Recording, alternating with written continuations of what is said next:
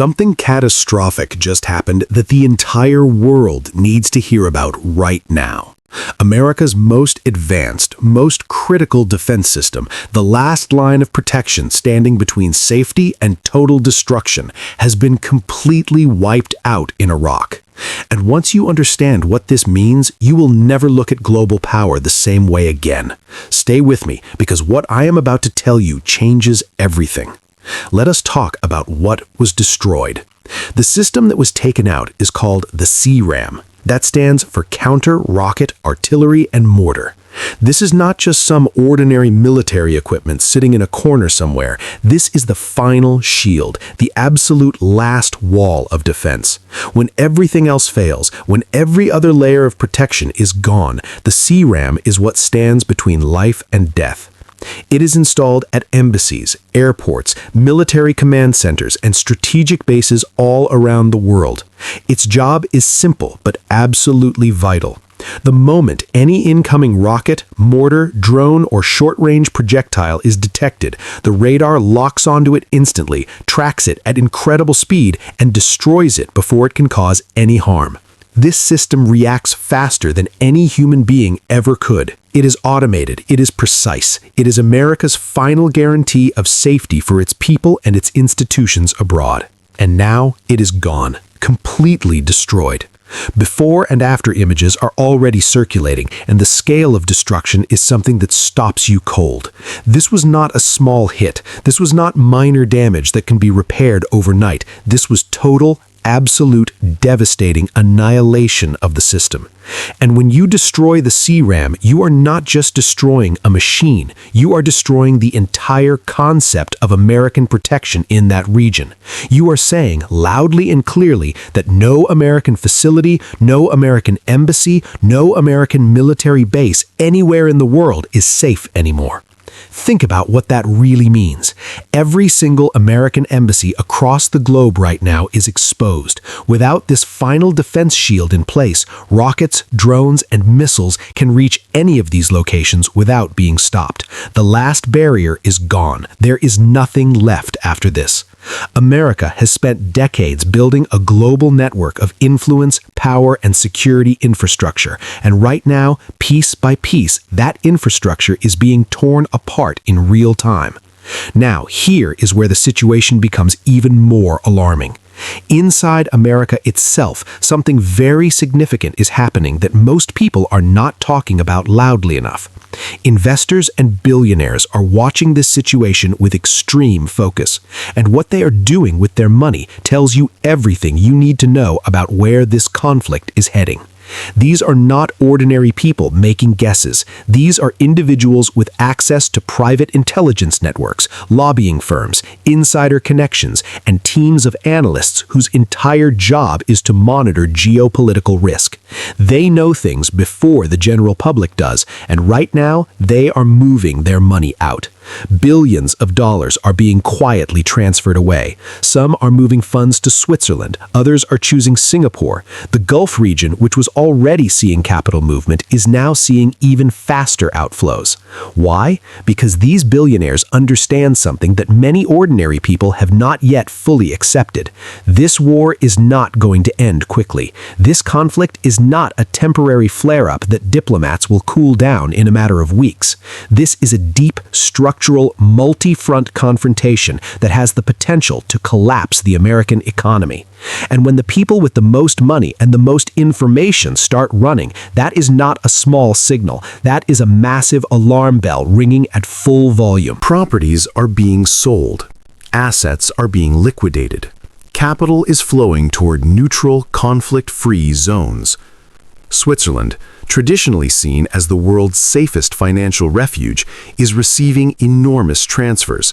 Singapore is another destination being chosen by those who want distance from the chaos. The message from the world's financial elite is unmistakable. They believe America is heading into a prolonged period of economic damage, and they are not waiting around to find out how bad it gets. Now let us talk about something that I, Kundi, and here at Pulse America News want to make absolutely sure you do not overlook. because this next part is critically important, and it reframes the entire picture of what is happening in the Muslim world right now. A former prime minister and foreign minister of Qatar made a statement recently that demands your full attention. He said something that no Arab leader has said this clearly or this directly in a very long time. He said that the Islamic and Gulf nations must learn from Iran. Not agree with everything Iran does, not blindly follow Iran's path, but learn from the fact that Iran, despite facing some of the harshest international sanctions ever imposed on any nation, despite having its scientists assassinated, despite having its military leadership eliminated, despite having its defense systems targeted repeatedly by Israeli strikes, despite losing some of its most brilliant minds to targeted killings over many years, despite all of that, Iran built its own missiles. Iran built its own drones. Iran developed its own defense capabilities. Iran refused to depend on anyone else for its security. And now Iran is projecting power across an entire region. He said that Saudi Arabia, as the largest and most powerful Muslim nation, must take the lead. Turkey must be included. Pakistan must be brought into this alliance. A unified Muslim military force, structured similarly to NATO, must be built. Not tomorrow, not in theory, now.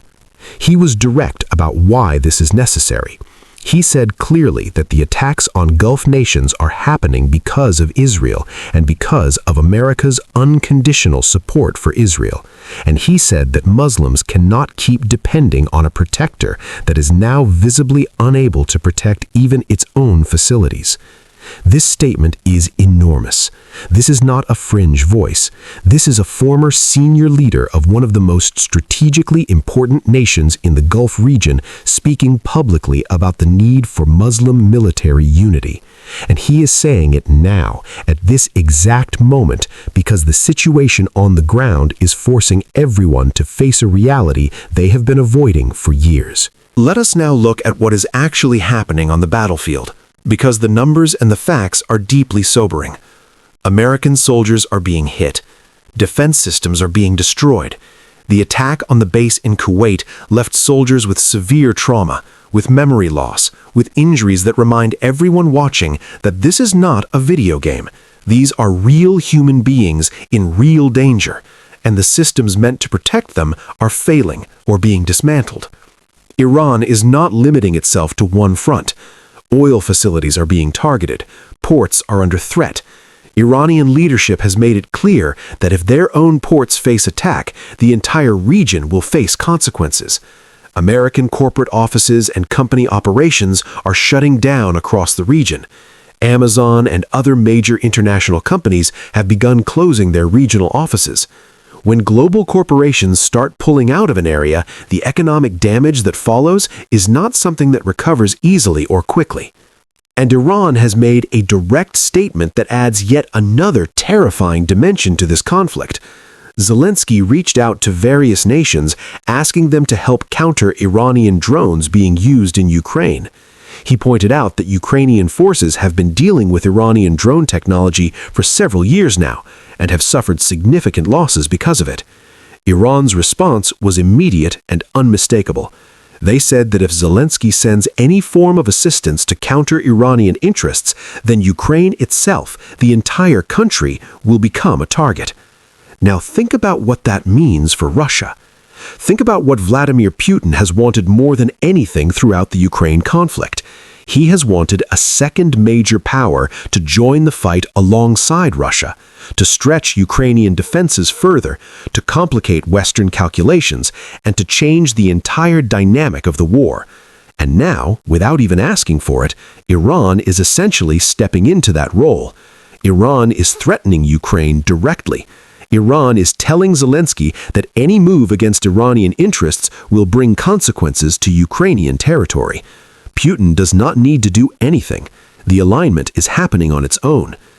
This is how multi-front wars escalate. not always through formal declarations or treaty agreements, sometimes through converging interests and threats that pull different conflicts into one giant interconnected confrontation. The Middle East war is no longer contained to the Middle East. It is already bleeding into Eastern Europe. And the trajectory it is on points directly toward a global conflict of a scale that most people are genuinely not prepared for. North Korea tested 10 missiles recently, firing them into the ocean, making clear they were not attempting to hit any specific target. This was a message. This was North Korea raising its hand and saying, "We are watching, we are ready, and we are prepared." American weapons from South Korea are reportedly being transferred to support various fronts, and North Korea is watching that happen. A nuclear-armed nation does not test missiles in clusters by accident. That is deliberate signaling. That is a country announcing its readiness to step into a larger confrontation if the moment arrives. And here is what all of this adds up to. I, Kundi, am telling you right now at Pulse America News with complete seriousness, America cannot defend its own facilities anymore. The CRAM system is gone. Troops are being wounded and traumatized. Allies are stepping back. Investors are running. Corporate entities are evacuating. Defense systems are being neutralized. And the enemies America is facing are not retreating. They are advancing. They are escalating. They are coordinating across multiple regions and multiple fronts simultaneously.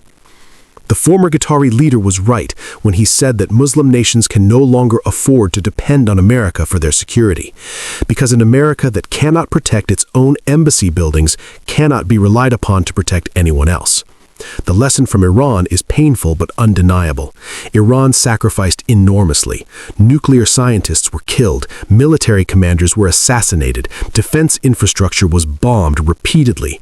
And through all of that pain, through all of that loss, Iran kept building, Iran kept developing, and today Iran is the most formidable non-NATO military force in the entire Middle East region.